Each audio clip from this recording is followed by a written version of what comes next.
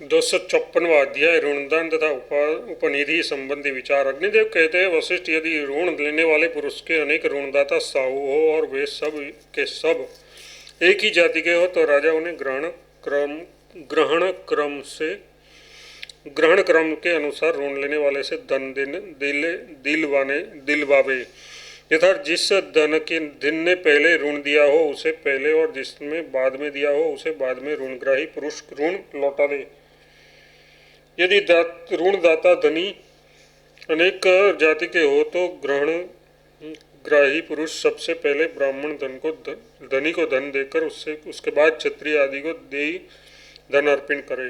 राजा को चाहिए कि वह ऋण लेने वाले से उसके द्वारा गृहीत धन के प्रमाण द्वारा सिद्ध हो जाने पर 10% धन दंड के रूप में वसूल करे तथा जिसने अपना धन वसूल कर लिया है उस ऋणदाता पुरुष से 5% धन ग्रहण कर ले और उस धन को न्यायालय के कर्मचारियों के भरण पोषण के में लगावे। यदि ऋण लेने वाला पुरुष ऋणदाता की अपेक्षा हीन जाति का हो और निर्धन होने के कारण ऋण की अदायगी न कर सके तब ऋणदाता उससे उसके अनुरूप कोई काम करा ले और इस प्रकार उस ऋण का भुगतान कर ले। यदि ऋण लेने वाला ब्राह्मण हो और वही निर्धन हो गया हो तो उससे कोई काम न लेकर उसे अवसर देना चाहिए और धीरे धीरे जैसे जैसे उसके पास आए हो वैसे वैसे उसके कुटुंब को कष्ट दिए बिना ऋण की वसूली करे। जो वृद्धि के लिए ऋण के रूप में दिए हुए अपने धन को लोभवश ग्रहणग्राही के लौटाने पर भी नहीं लेता है उसके देय धन को यदि किसी मध्यस्थ के यहाँ रख दिया जाए तो उस दिन से उस पर वृद्धि नहीं होती, ब्याज नहीं बढ़ता, परंतु उस रखे हुए धन को भी ऋणदाता के मांगने पर न दिया जाए तो उस पर पूर्ववत ब्याज बढ़ता ही रहता है। दूसरे का द्रव्य जब खरीद आदि के बिना ही अपने अधिकार में आता है तो उसे रिक्त कहते हैं। विभाग द्वारा जो उस रिक्त को ग्रहण करता है वह रिक्त ग्राहक कहलाता है। जो जिसके द्रव्य को रिक्त के रूप में ग्रहण करता है उसके ऋण को भी दिलवाया जाना चाहिए। उसी तरह जो जिसकी स्त्री को ग्रहण करता है वही उसका ऋण भी दे। रिक्त धन का स्वामी यदि पुत्रहीन है तो उसका ऋण वह कृत्रिम पुत्र चुकावे जो एकमात्र उसी के धन पर जीवन निर्वाह करता है। संयुक्त परिवार में समूचे कुटुंब के भरण पोषण के लिए एक साथ रहने वाले बहुत से लोगों ने या उस कुटुंब के एक एक व्यक्ति ने जो ऋण लिया हो उसे उस कुटुंब का मालिक दे।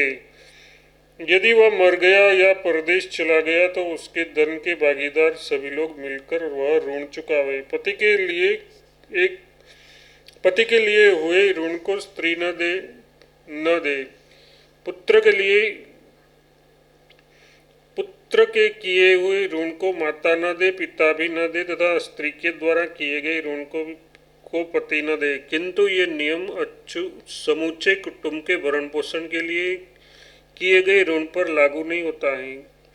ग्वाले, शराब बनाने वाले, नट, धोबी तथा व्याघ्र की स्त्रियों ने जो ऋण दिया हो उसके पति अवश्य दे, क्योंकि उनकी वृत्ति मतलब जीविका उन स्त्रियों के ही अधीन होती है। यदि पति मुर्मुषी हो या परदेश जाने वाला हो उसके द्वारा नियुक्त स्त्री ने जो ऋण लिया हो वह भी यद्यपि पति का ही किया हुआ ऋण है तथापि उसे पति को चुकाना होगा अथवा पति के साथ रहकर भार्या ने जो ऋण किया हो वह भी पति और पुत्र के अभाव में उस भार्या को ही चुकाना होगा।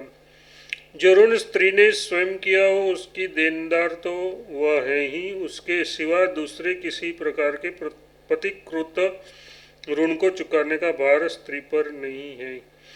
यदि पिता ऋण करके बहुत दूर प्रदेश में चला गया, मर गया अथवा किसी बड़े भारी संकट में फंस गया तो उसके ऋण को पुत्र और पौत्र चुकावे। पिता के अभाव में पुत्र और पुत्र के अभाव में पौत्र उस ऋण की अदायगी करे। यदि वे अस्वीकार करे तो अर्थी न्यायालय में अभियोगी उपस्थित करके साक्षी आदि के द्वारा उस ऋण की यथार्थता का प्रमाणित कर दे।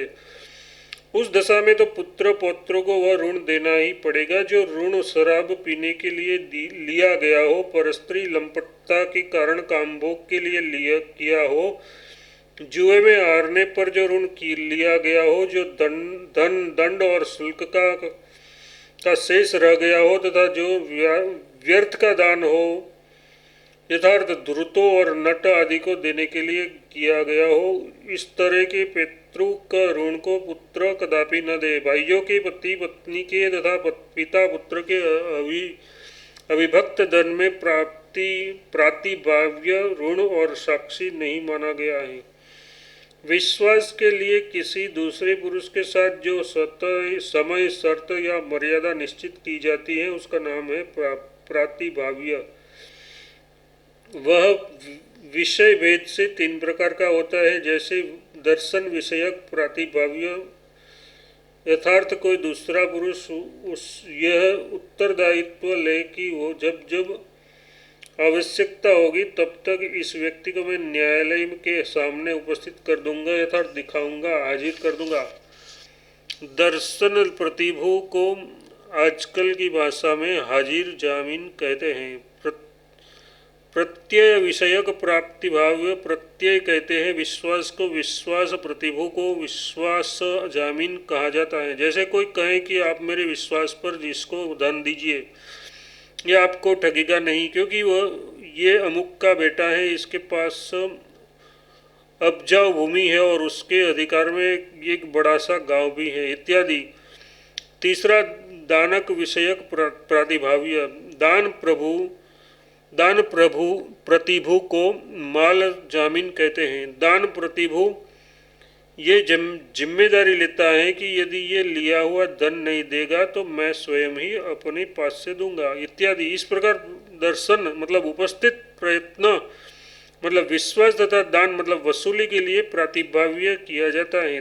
जामीन देने की आवश्यकता पड़ती है।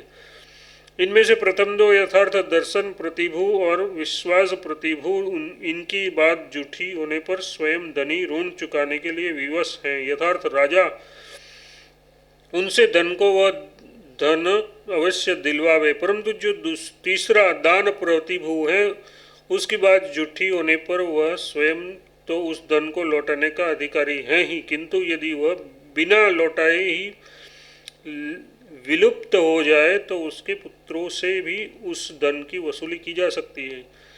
जहाँ दर्शन प्रतिभू अथवा विश्वास प्रतिभू परलोकवासी हो जाए वहाँ उसके पुत्र उसके दिलाए हुए ऋण को न दे, परंतु जो स्वयं लौटा देने के लिए जिम्मेदारी ले चुका है वह दान प्रतिभू यदि मर जाए तो उसके पुत्र अवश्य उसके दिलाए हुए ऋण को दे।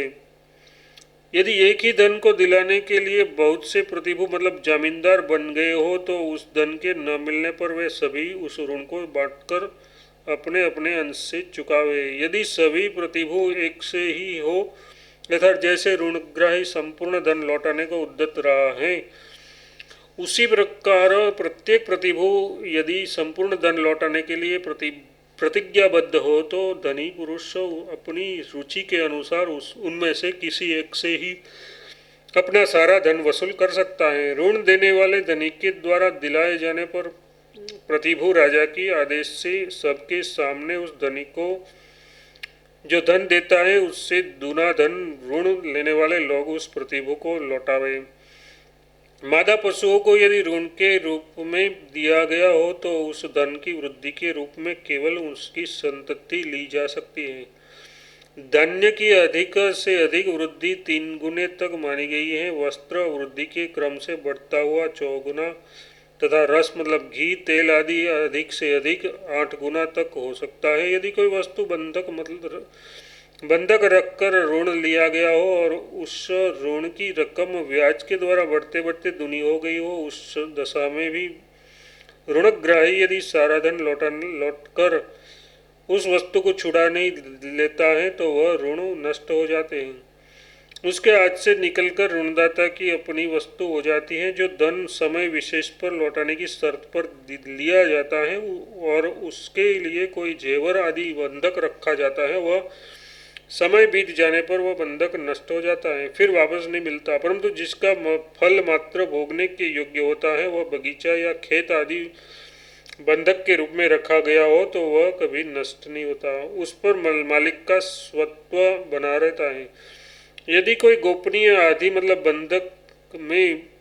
बंधक में रखी हुई वस्तु तांबे की फराही आदि ऋणदाता के उपभोग में आए तो उस पर किए हुए धन के लिए ब्याज नहीं लगाया जा सकता। यदि बंधक में कोई उपकारी प्राणी मतलब बैल आदि रखा गया हो और उसकी काम लेकर उसकी शक्ति क्षीण कर दी गई हो तो उस पर दिए गए ऋण के ऊपर वृद्धि नहीं जोड़ी जा सकती।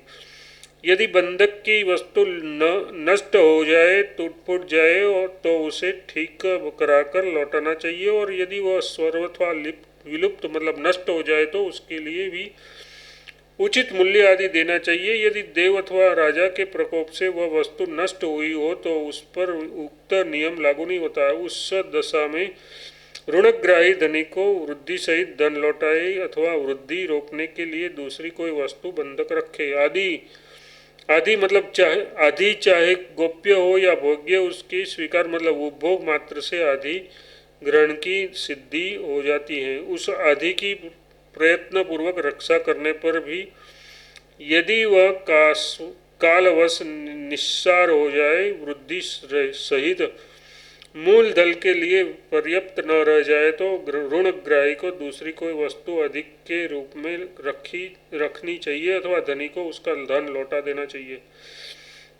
सदाचार को ही बंधक मानकर उसके द्वारा जो द्रव्य अपने या दूसरे के अधीन किया जाता है उसको चरित्र बंधक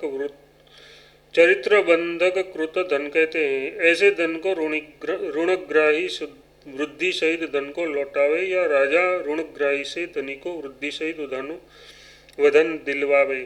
यदि सत्य कारक कृत द्रव्य धन बंधक रखा गया हो तो धनी को द्विगुण धन लौटाना चाहिए।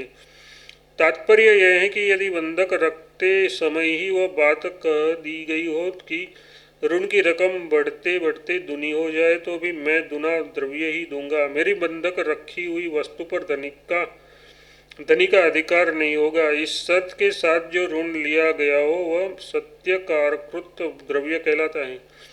इसका एक दूसरा स्वरूप भी है, क्रय विक्रय आदि की व्यवस्था मतलब मर्यादा के निर्वाह के लिए जो दूसरे के हाथ में कोई आभूषण इस शर्त के साथ समर्पित किया जाता है कि व्यवस्था भंग करने पर दुगना धन देना होगा। इस दशा में जिसने वह भूषण अर्पित किया है यदि वही व्यवस्था भंग करे तो उसे वह भूषण सदा के लिए छोड़ देना पड़ेगा। यदि दूसरी ओर से व्यवस्था भंग की गई तो उसे उस भूषण को द्विगुण करके लौटाना होगा। यह भी सत्यकाराकृत ही द्रव्य है। यदि धन देकर बंधक छुड़ाने के लिए ऋणग्राही उपस्थित हो तो धनदाता को चाहिए कि वह उसका बंधक लौटा दे। यदि सूद के लोभ से वह बंधक लौटाने में आनाकानी करता या विलंब करता है तो वह चोर की भांति दंडनीय है। यदि धन देने वाला कहीं दूर चला गया हो तो उसके कुल में किसी विश्वसनीय व्यक्ति के हाथ में वृद्धि सहित धनमूल रखकर ऋणग्राही अपना बंधक वापस ले सकता है अथवा उस समय तक उस बंधक को छुड़ाने का जो मूल्य हो वह निश्चित करके उस बंधक को धनी के लौटाने तक उसके यहाँ रहने देश। उस दशा में उस धन पर आगे कोई वृद्धि नहीं लगाई जा सकती। यदि ऋणग्राही दूर चला गया हो और नियत समय तक न लौटे तो धनी ऋणग्राही के विश्वसनीय पुरुषों और गवाहों के साथ उस बंधक को बेचकर अपना पर्याप्त धन ले। यदि पहले बताए हुए ऋण लेते समय ही केवल द्रव्य लौटाने की शर्त हो गई हो तब बंधक को नहीं बेचा या नष्ट किया जा सकता है।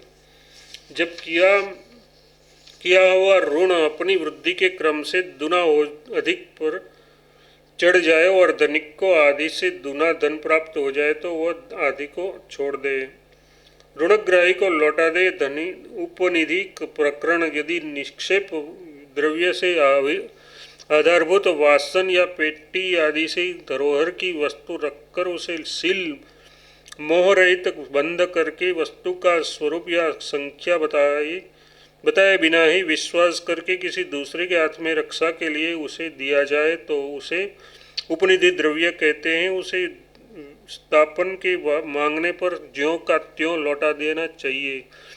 यदि उपनिधि वस्तु राजा के बलपूर्वक ले ली हो या देवी बाधा आग लगाने आदि से नष्ट हुई हो अथवा उसे चोर चुरा ले गए हो तो उसके यहाँ वह वस्तु रखी गई थी उसको वह वस्तु देने या लौटाने के लिए बाध्य नहीं किया जा सकता। यदि स्वामी ने उस वस्तु को मांगा हो और धरोहर रखने वाले ने नहीं दिया हो, उस दशा में यदि राजा आदि की बाधा से उस वस्तु का नाश हुआ हो तो रखने वाला उस वस्तु के अनुरूप मूल्य मालधनी को देने के लिए विवश किया जा सकता है और राजा को उसके उतना ही दंड दिलाया जाए। तो जो मालधनी की अनुमति लिए बिना स्वेच्छा से उपनिधि की वस्तु को भोगता या उससे व्यापार करता है वह दंडनीय है। यदि उसने उस वस्तु का उपभोग किया हो तो वह सूद सहित उस वस्तु को लौटाए और यदि व्यापार में लगाकर लाभ उठाया है तो लाभ सहित वह वस्तु मालधानी को लौटाए और उतना ही दंड राजा को दे। याचित अन्वाहित न्यास और निक्षेप आदि में यह उपनिधि संबंधी विधान ही लागू होता है। इस प्रकार आदि आग्नेय महापुराण में व्यवहार का कथन नामक 254वां अध्याय पूरा हुआ।